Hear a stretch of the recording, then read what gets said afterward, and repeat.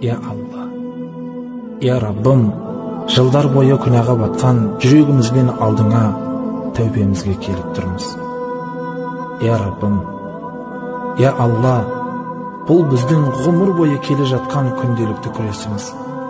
Бұл жалған дүние, бүлік пен азғындыққа толы болса да, күннен күнге жақсы адам болуға тырысамыз, алайда күн сайын жеңіліске ұшыраймыз. Я Раббым, біз сенен ғана сұраймыз, саған ғана жалбарынамыз. Саған бойсынуды біздің жүрегімізге сүйікті ет, әрі саған қарсы келуден сақтағайсың.